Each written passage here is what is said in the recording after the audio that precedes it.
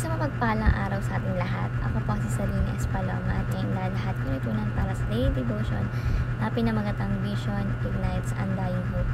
So yung scripture natin ngayon is Genesis chapter 41 verse 14 and sinasabi na, So Pharaoh sent for Joseph and he was quickly brought from the Dingyon.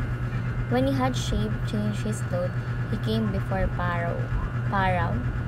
Tagalog, kaya't nagpasugo ang paraon at ipinatawag si Jose at madali siyang inilabas sa bilangguan.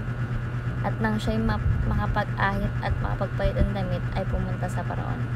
So yung teaching po natin ngayon is number 1, Vision Ignites Undying Hope. So meaning, ang malinaw nating pangitain ay nagbibigay sa atin ng inspirasyon at lakas. Siyempre, upang magpatuloy sa buhay, magpatuloy sa pagsumikap, no? Kahit sa gitna ng pagsubok ang dumating sa atin, no? Kapag kasi alam mo kung saan ka patungo, nagiging mas matatag yung pag-asa. Kasi alam mo kung saan yung alam mo kung saan ka direction eh. Alam mo yung kung ano yung alam mo yung goal mo. Kaya yung ikaw is naging matatag ka at nagkakaroon ka ng pag-asa kasi alam mo yung kukuhain mo. So, vision ignites undying hope. Next, vision requires excellence. So, yung pangitain ay yung vision natin is nangailangan ng tiyaga. At syempre, mataas na pamantayan sa paggawa ng mga bagay. Hindi sapat yung basta-basta.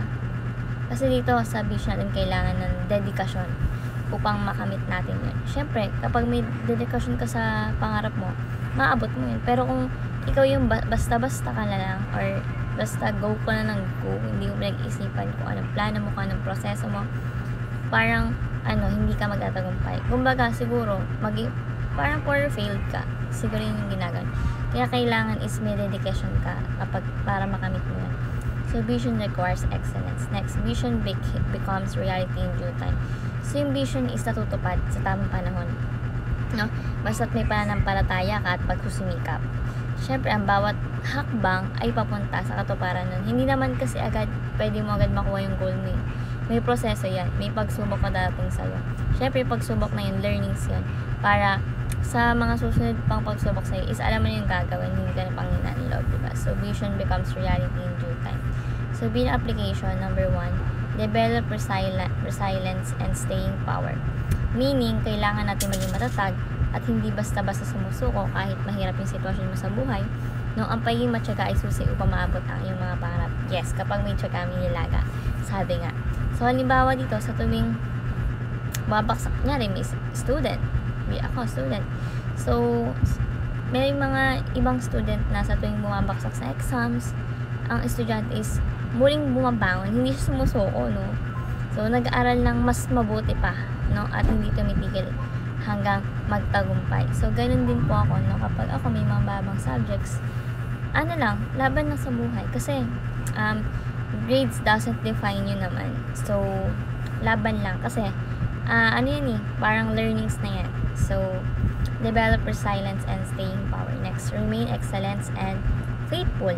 So, meaning, panatilihin natin yung mataas, antas ng paggawa natin ng tama, mabuti, at maging tapat tayo sa mga layunin kahit wala nakakita or nagpapahalaga.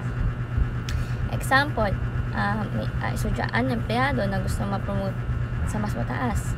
So, ginagawa yung trabaho na mas maayos at tapat kahit hindi siya pinupuri ng boss or hindi nakikita ng boss yung ginagawa niya. Basta gusto niya ma-promote sa mas mataas pa. Work lang ng work, no, ng tapat at maayos para nang sa gayon is masuklian lahat yan ni God. So, remain excellence and faithful. And lastly is trust the grace and sovereignty of God. Meaning, magtiwala tayo sa plano ni Lord God at kasi siya yung kumikilos para maabot natin yung tamang layunin at tamang pangarap natin or mga pangarap natin sa buhay sa tamang panahon. Example, kahit hindi agad natanggap sa trabaho, nanampalataya ka, nanalangin ka, at syempre itiwala ka sa Panginoon, no? Ang tao ay may mas maganda pang opportunity na ibibigay sa iyo ni Lord God. So, let's trust the grace and sovereignty of God. So, ayun lamang po yung natutunan sa daily devotion na may matutunan kayo, ma-share sa iba at syempre ma-apply sa ating buhay. Thank you po sa pakikinig at karos po sa ating lahat.